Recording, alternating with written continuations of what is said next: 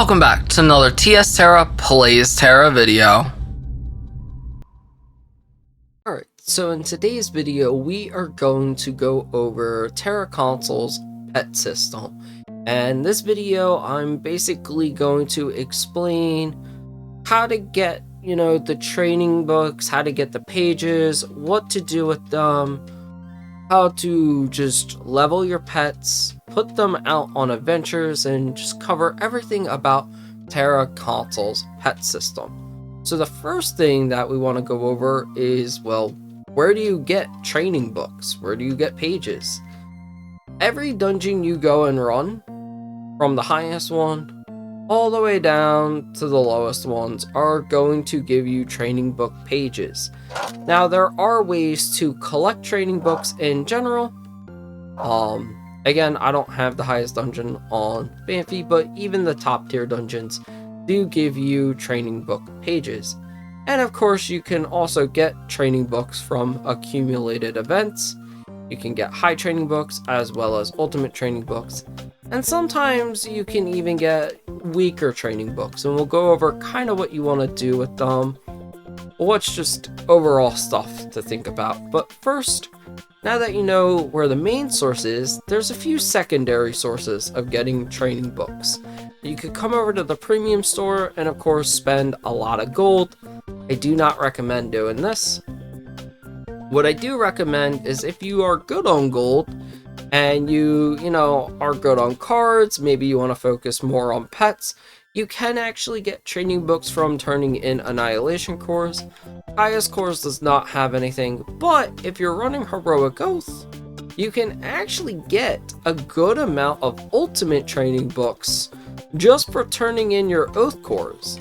And again, if you're running these dungeons and you're maybe a bit further along and you don't need the 5,000 gold, you might want to pick up, 5 of these guys.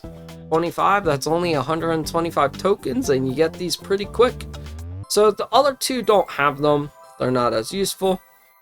The event shop, again, depending where you're at, you can pick up ultimate training books from this guy as well as high training books. And then the very last shop is this, exchanging the tokens, the higher up tokens. Now you can of course get some high training books. I would not necessarily recommend buying these with tokens unless it's the last little bit you have. And you can also get these tier 10 books. Now the tier 10 books are going to give you better chance of stats. Destructive specifically works on attack, while Bulwark is for defense. And Enlightenment is kind of more for like getting cooldown on your pet. That's the way I look at it. This is for power and damage rolls, this is for tank rolls, and then this is for support rolls.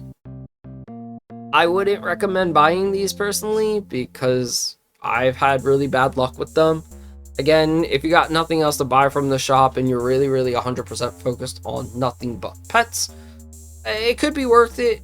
But just overall, these books aren't really the best in my opinion, because even though yes they give you a better chance of getting the rolls you want, they could just give you a bunch of white rolls. But before we get into the whole roll thing, let's get into actually what training books look like. Of course, you have the ultimate training book that you can only get from very specific locations. They are more geared to being event related. They give the best chance of upgrading your pets, as well as you can get medium training books, and you can even get low training books. I currently don't have any of those belows, but you can also turn your pages into high training books, medium, or low. Personally, low and medium training books are worthless, besides the fact that you can dismantle them. And I'm dismantling 21, and it gives me 210 pages. So those 21, 210 roughly give me 2, almost 3, maybe 5 pages off of getting 3 high training books. And this is what you use your pages for, is to buy high training books. From here, once you have a good enough high or ultimate training books, and once you know now to turn your pages into the books, you come to pets and you want to register. Currently I have 2 pets. Registering is very simple. It's in your inventory. You activate the pet on the character you want it, and then you try to upgrade it. White is the lowest tier, green is the second, then blue is the rare, and yellow is the legendary. You really don't need to worry about what roles you get until you are at legendary. So I'm gonna train Rocky just because I want to show kind of the differences. If I was to train Rocky right now with a high training book, I'd have a 50% chance of increasing him to green. If I was to use an ultimate training book, he would automatically go up to a green. So getting a white pet to a green, fairly simple. Got Chef up within 1 book. Now, getting green to blue becomes a little more complicated, as it starts as a 1%. When you use high training books, it multiplies by 5. When you use the ultimate training book, it multiplies it by 10. So we're gonna maybe use our high training books. And you sit here and you roll and you roll and you roll until you get it. Now, I could use the ultimate training books, but honestly, getting that extra percentage on blue would be a lot better. So for right now, I'm gonna just keep rolling until I get a next level. This can take quite a while. Alright, so after several attempts, let's see, how much did I drop? I went from like 800 something down to 771. You can see I got my blue pet, or my green pet, up to blue. And you can see now with high training books, it's was 1% down to 5%. It is now 0.1% to 0.5%. At this point, this is maybe where I might want to use my ultimate training books a little bit more. Only because, 1, I'm hoping it'll be quicker for the sake of the video. 2, it does go from 0.1 to 1%. Again, we all know TERA percentages. They are very, very strange. It is not 100% if you have 100 training books. It is every try is 1%. So yeah, I'm probably gonna eat up a lot of these books sitting here. So yeah, catch you in a little bit.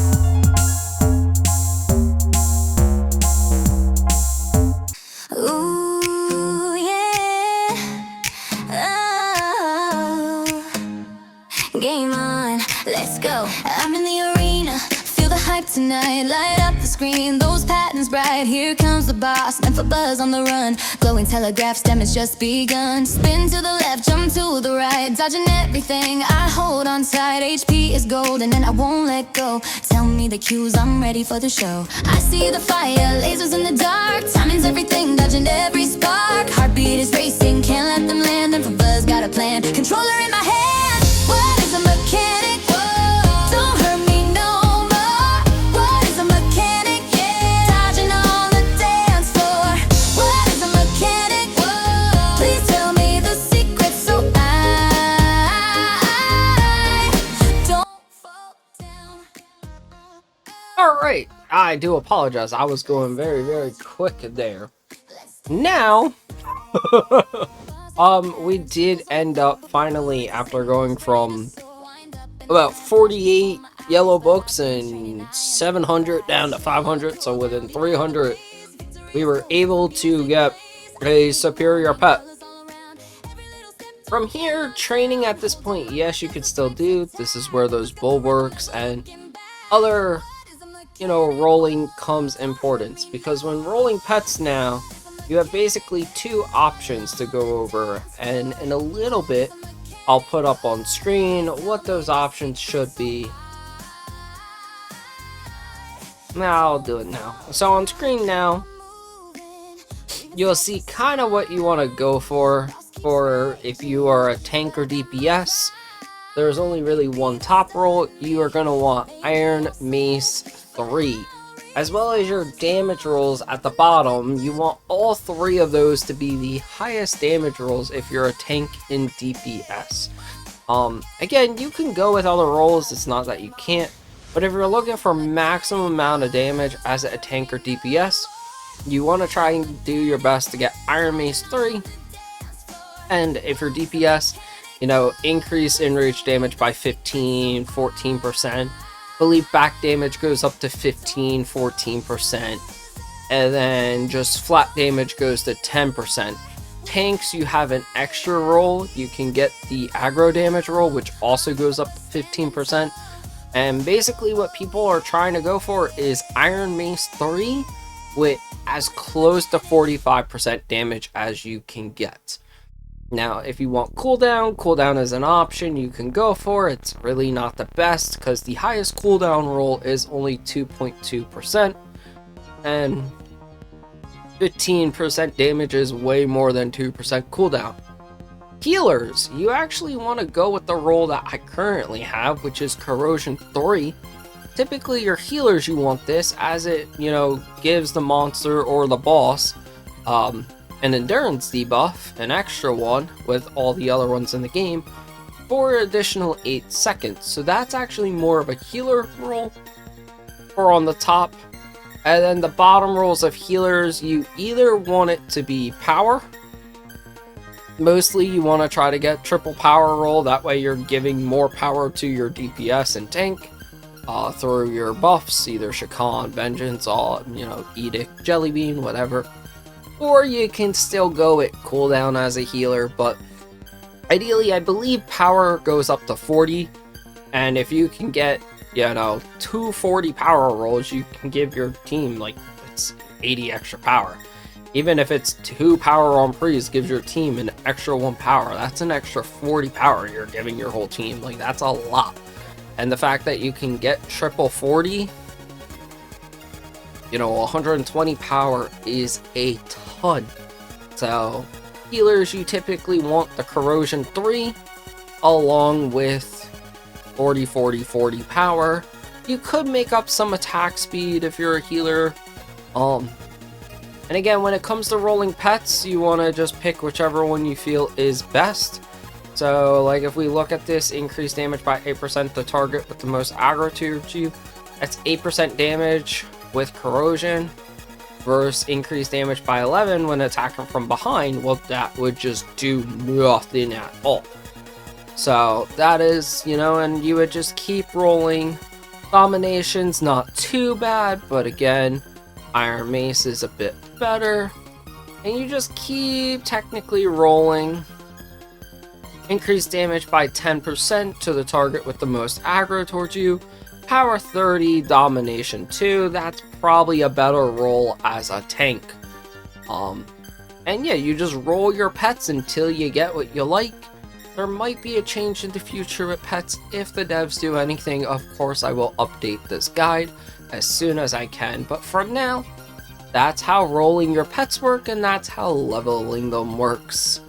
So the only other things we should cover is going on pet adventures. As you can see here, adventure duration reduction and rewards are changed depending on a pet's rarity. Now, a pet has to at least be green to go on an adventure, and you can see that you can get, you know, sapphires, emeralds, fluorite, as well as rune, is that broken rune fragments, I believe, and stigma shards, all from sending your pets out on an adventure. So if I was to send Chef out to Gossamer's Vault, it would take him 24 hours to complete that, and he's gonna get the base rewards. Whereas if I said Dragonette out on, you know, Catalepticon Hard, it's gonna take a lot less time. It'll be 25% less time. Catalepticon Hard takes longer than Gossamer's Vault. Gossamer's Vault takes longer than Arcanine. So it wouldn't be, you know, Yeah, you can't compare these three together as I am doing, but technically Dragonette would come back before Chef just because the additional 25 for 0%, as well as Dragonette would come back with a lot more rewards. The thing is though, when you send a pet on an adventure, you cannot summon that pet, so that pet is completely done. You will not be with that pet out on an adventure for 24 hours.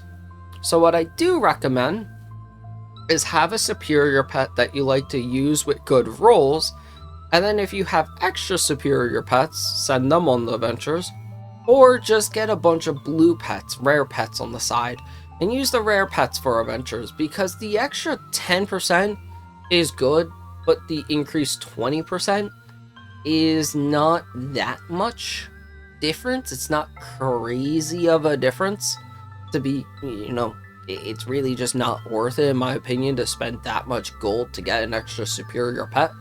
Now if it's your main character and you already got them, so be it. But if you're doing a bunch of characters, you might want to just get 3 extra pets all the way up to blue to get some extra goodies. And honestly, it's only the difference of like 2 hours, so you still almost have to wait 24 hours, so might as well take the time and just send your pets on the adventures and keep them at blue. Save the gold, save the extra resources to get other pets to blue or superior.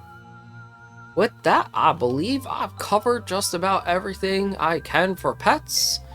If you guys have any questions, do let me know in the comments section below. I'll do my best to answer everything, as well as please consider joining the community Discord.